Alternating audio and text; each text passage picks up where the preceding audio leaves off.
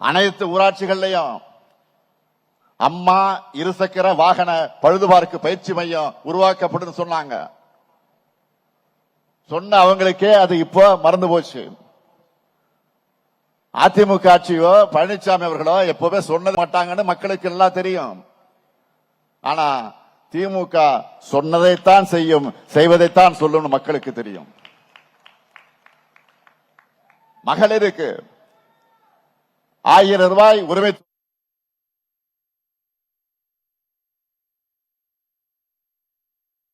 கொடுத்தோம். இப்போ மேலும் 17 லட்சம் பேரை கூடுதலாகவும் சேர்த்திருக்கிறோம். இதுதான் திமுக. கட்டணமில்லா பேருந்து பயணம் கொடுத்தா போக்குவரத்து துறை நடத்த முடியாதுன்னு சொன்னாங்க. ஆனா ஆட்சிக்கு வந்ததும் நான் போட்ட முதல் கையெழுத்து விடியல் பயணம் திட்டத்துக்கு தான்.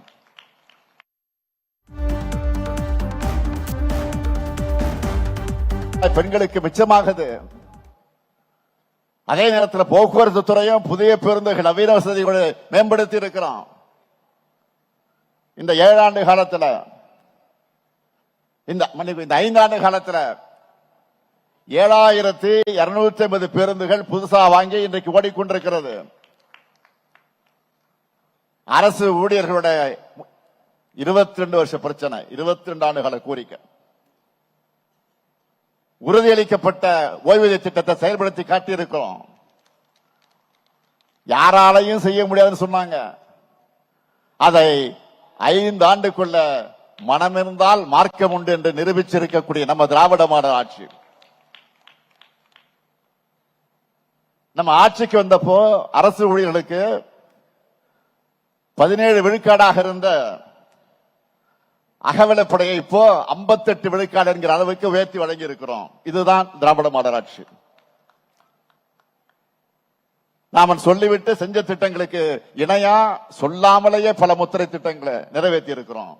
அதுதான் பெரிய சாதனை. இன்னும் பல கனவு திட்டங்கள் இருக்கு.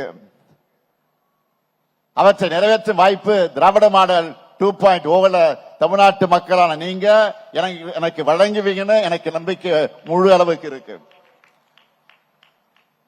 அந்த நம்பிக்கையை தான் ஒவ்வொரு மாவட்டத்துக்கும் போகும்போது உங்க முகத்துல நான் பார்க்கிறேன். மக்கள் மகிழ்ச்சியே என் மகிழ்ச்சி, தமிழ்நாட்டின் வளர்ச்சியே என் மகிழ்ச்சி. வெல்வோம் ஒன்றாக. நன்றி, வணக்கம்.